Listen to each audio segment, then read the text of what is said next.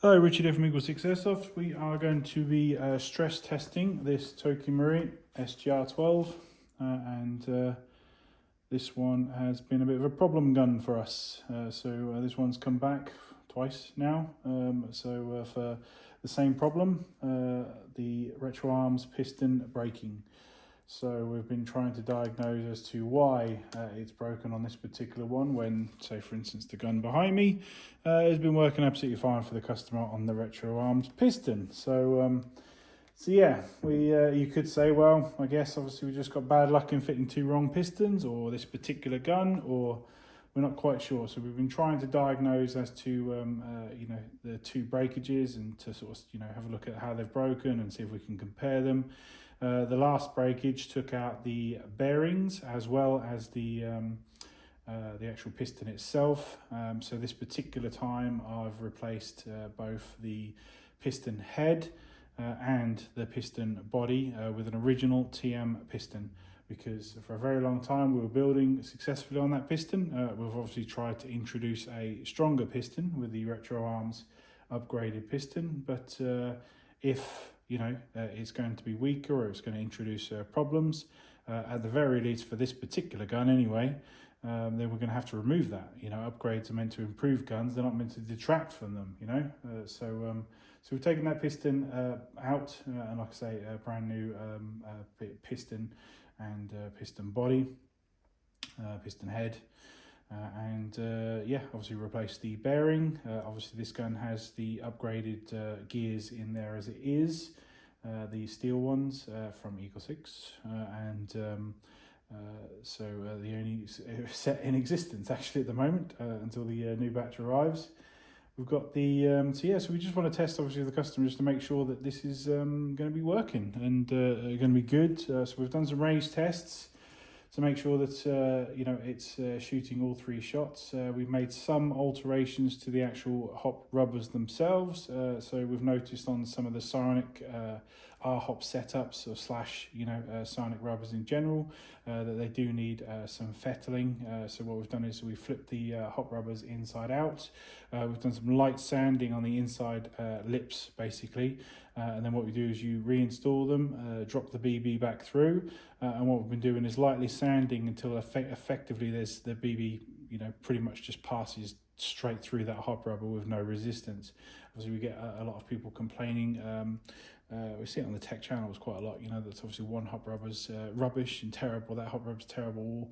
Well, why is that hop rubber terrible, So obviously, they're choosing a certain materials, they're doing them of a certain size, and yes, when you install in some guns, there's obviously the possibility of one coming up tighter than another one. So obviously we wanted to specifically work towards a solution from a tech perspective to resolve the issue, rather than simply going that doesn't work, and take it out.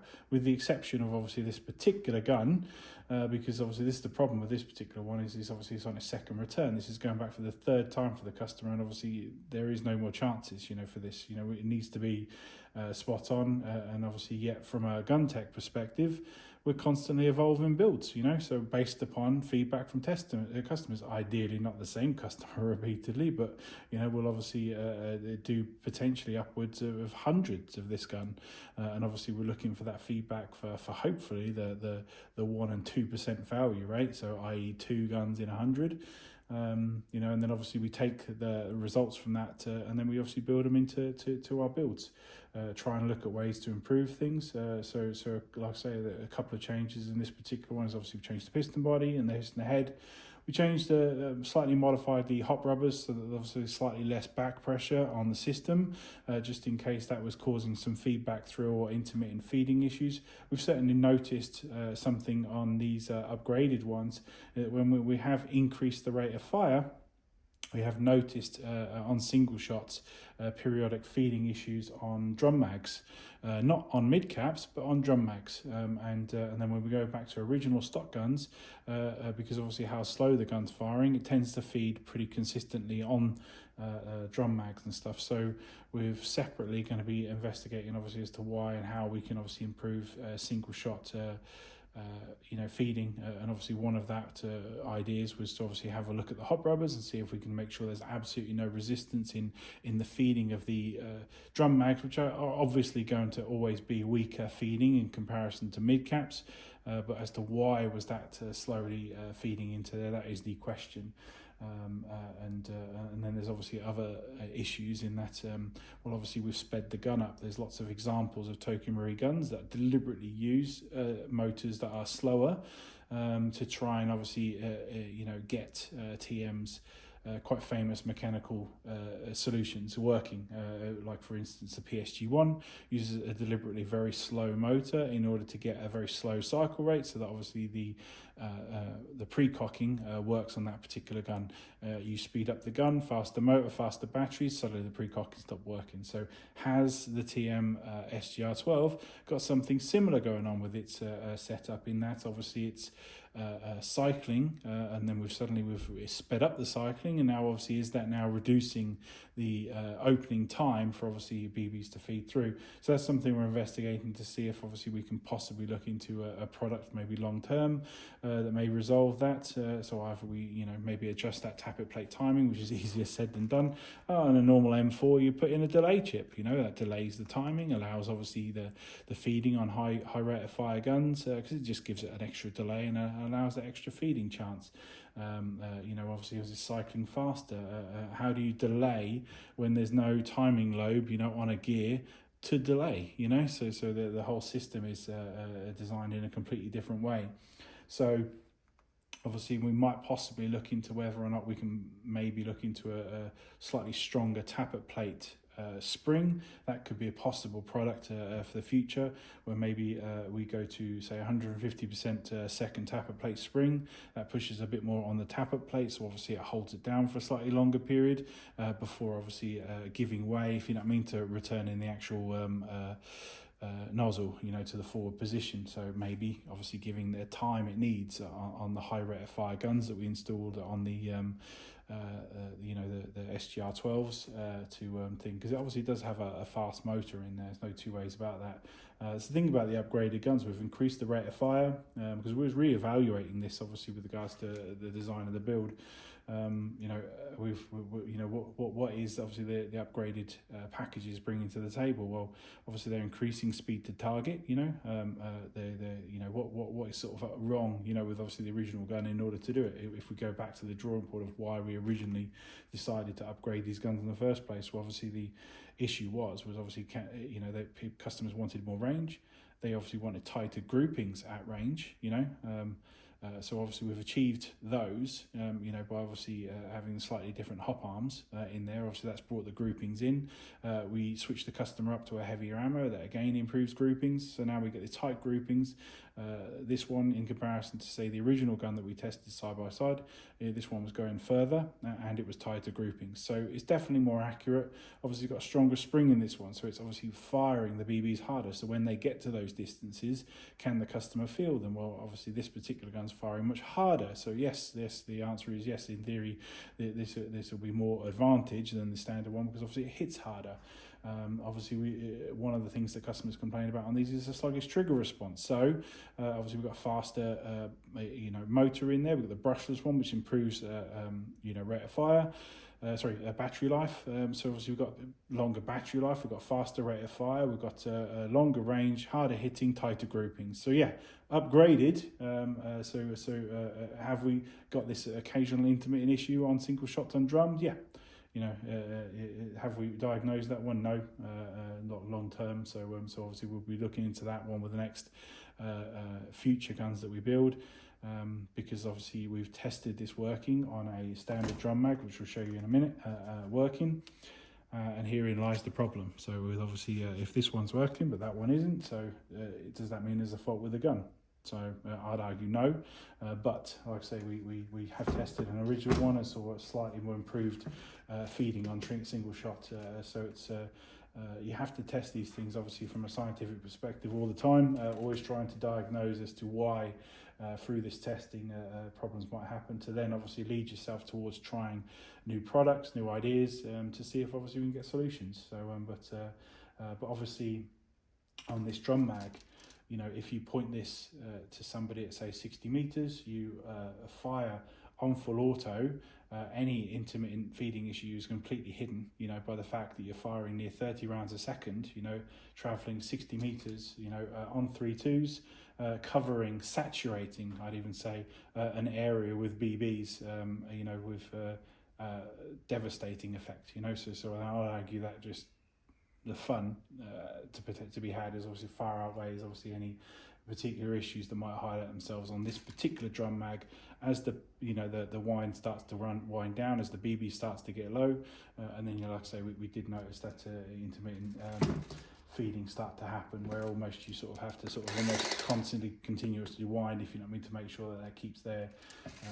But yeah, but maybe obviously if you were doing a specific single only game or something, maybe just run mids and you know, that way you get guaranteed a better feeding on them. So but yeah, I think that's about it. Oh, the other thing we changed was obviously on the retro-enhanced piston, we couldn't tell if it failed due to the fact that a screw had unwinded itself. Obviously we applied Loctite, but obviously it still managed to unwind itself. So and obviously we don't want to glue things in, you know, we don't want to glue things, you know, in this gun. So obviously at some point it needs to be serviced, but we also obviously don't want screws to wind themselves out. We don't know the exact answer other than trialing some different things. So on this particular gun, this time we obviously during the rebuild process, after it was finished on its construction, we deliberately took an extra day to allow the gun just to sit there on a table. So we allowed it to just rest for effectively 24 hours before doing anything with it, to make sure that obviously any of the screws and stuff, which we quite liberally applied Loctite onto pretty much most of them, you know, and then give it that rest period. And then obviously we're hoping that obviously any screws that we've set with Loctite is actually going to stay that way, you know. But that said, you know, best laid plans and all that, you can never promise a customer to never ever have any sort of need to tighten this screw or tighten that screw for the rest of the time that they own that gun, especially with obviously how many rounds these guns are able to put down range. It's just a huge amount of banging and firing, you know. So yeah, it does stress these guns out, and very similar to the Mark 46, yeah, you do need to have higher service intervals on these. But obviously what we need to you know, get rid of, and the only thing we're really aiming to get rid of is that instantaneous failure, you know. So we don't need to have them last forever, even though it would be nice. We just need to stop the damn thing breaking within 1,000 rounds, you know, so within 5 rounds. So what I'm going to be doing is demonstrating obviously this mag here, probably a bunch of other ones like that, and we'll demonstrate this and probably put a bunch more through there, pretty much until about, you know, well, I mean, I've already done 2 pots of this already, so so this will be the 3rd pot. So best part of £60 worth of BBs going through this gun, just to make sure that obviously it's absolutely spot on in terms of working.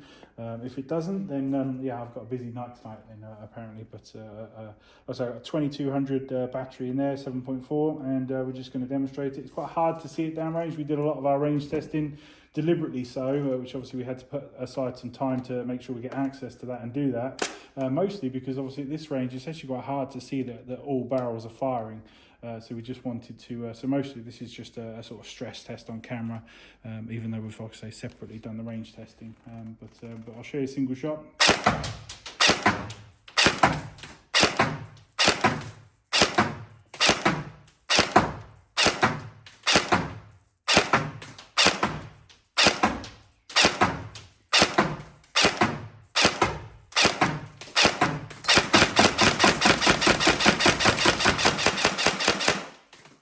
Go. Didn't even miss a single beat on that particular one, and obviously you can hear down there that obviously anybody standing there getting hit by that is yeah, is calling their hits. That's 3 shots, obviously hitting at 350 feet per second, you know, on a 3.2. Yeah, that's yeah, I mean that's all the equivalent of, you know, I mean in joules, you know. That's just, yeah, it's like I say, great performance on that. So I can easily do another one of them, not a problem.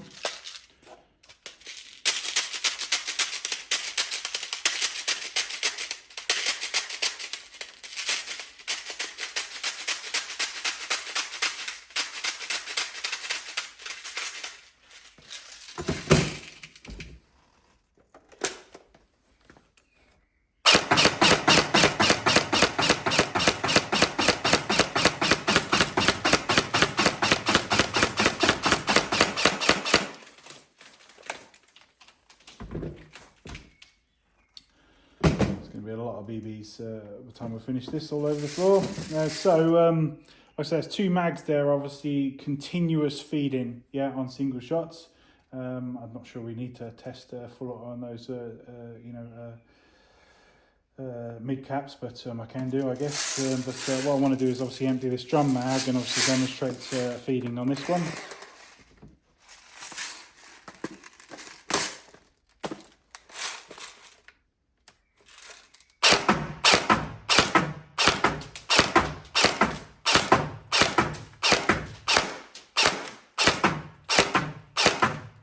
So we shot about 8 shots there, if you know what I mean, then 2 misfeeds, and then obviously back to shooting again.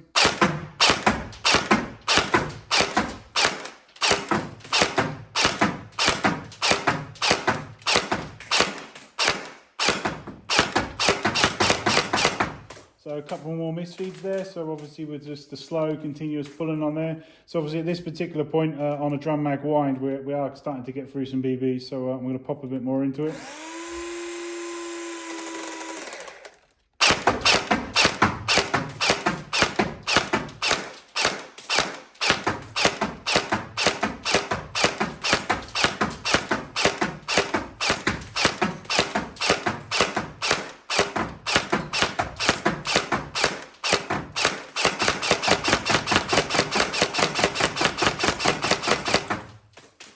So, can you see what I mean about there being no real science, if you know what I mean, behind the drum mag? I can't really see a specific reason as to why, say after, I mean, is it consistently like a 7 shots misfeed? You know, is it 7 shots misfeed, or are we talking, one time it's 7, one time it's 8? Because obviously if it's consistent, well, maybe obviously, from a scientific perspective, we could work out as to why this one isn't, Is it as the drum mag starts to feed more, right? Well, then obviously it starts to get weak. So, but then wouldn't it then continuously stop feeding on single shot? So, so it's in it fun and games doing the tech work, So that's not really leaping out to me as exactly what the issue is specifically on that drum mag. And I'm assuming this is broadly across for everybody, because obviously I've tested like 4 different drum mags now, so it's not like I can say, well, if a new one is going to work fine and an old one don't. It's just seemingly weirdly after about 6, 7, 8 shots, it just seems to misfeed for 2 specifically, then comes back to working again. Very odd, but like I say, if you're spamming obviously the single shot, you'll very quickly get past that and then back to feeding again. So, but I don't know. It's just a weird one, because like I say, we can test it absolutely working spot on a mid. But yeah, food. I don't know. We're just going to be thinking about it quite a lot. Obviously trying more different things. I've done a huge amount of testing, just trying to rule this one out as to why that specifically. But we just need to test some more combinations of parts. I maybe just may test some more. I mean, I was testing the other day on some Prometheus purples, and still saw intermittent single shot feeding on things. So we can't even say, well, let's try something tried and tested like the Prometheus purples, because we saw the intermittent feeding on that as well. So is it a product that we now need to apply to the drum mag if it's only happening on the drum mag? So do we need to look at potentially a new product for the drum mag? So maybe a stronger a coil spring or something inside there to put more tension on it, so that they can keep up with the faster firing guns. I don't know. So, but I'll just empty this on full auto just so we get some more rounds through it, rather than continually boring you. Because this is going to be a long video.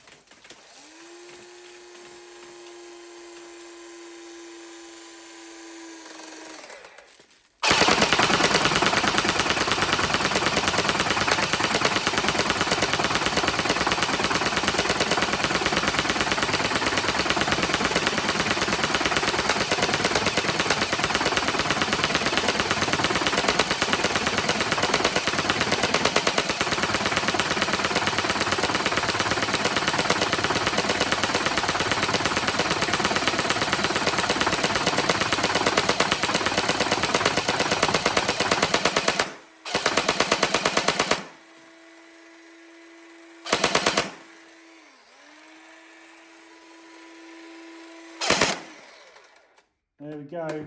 That's some abuse, that is. Obviously you can see the occasional spitting of BB, the occasional misfeed of BB. Well, occasionally it's quite a lot in there. You know, the problem is like I say, the drum mag specifically doesn't keep up with the gun, but the drum mag is the drum mag, and if we've ruled out all drum mags, well, either we potentially need to look into somehow upgrading drum mag, or that is just how it is on that particular drum mag for now. So I don't want to give up long term, but obviously there's also only a certain amount of R&D we want to force upon one customer for reinventing the wheel basically. But yeah, like I say, the sheer volume of rounds that you're putting down there, you know, obviously the extra work on making sure that obviously the BBs are free moving, you know, means obviously there's less potential for that compression jam, which can potentially happen on obviously drum mags and high cap mags, as obviously there's that feeding, you know, stuttering feeding going on there. That then puts obviously back pressure on the rest of the system, potentially leading to failures. Obviously we've strengthened that system now with obviously the stronger gears, obviously the TM piston in there, to hopefully rule out any problems of screws working themselves loose out over time, and hopefully we'll get that reliability. Yeah, we've obviously done that full drum mag. You know, that was, you know, draining. You could even hear it on the battery, if you know what I mean, as we were just continuously firing. That was a lot of rounds. There's like at least 1,000 rounds on 3.2s just gone through there. But I'll fill this drum mag up again and we'll give it another blast. I'll also put the high cap mag through as well.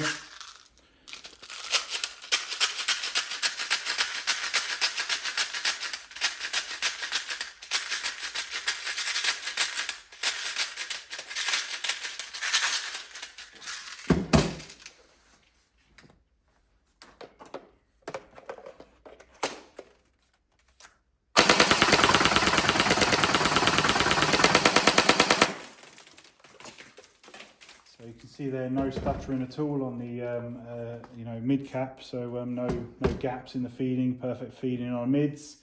You know, how do we get drums to do exactly the same? It's a tough one because, you know, obviously if drum mags were perfect, then obviously no one would run anything else, would they? So, but they have their downsides.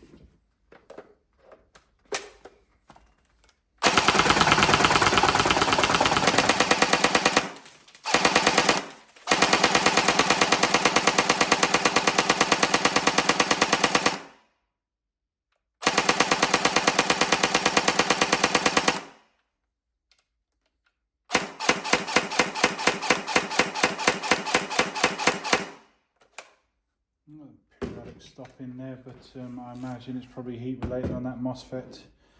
I am going to do some investigating on that just to make sure everything's all good.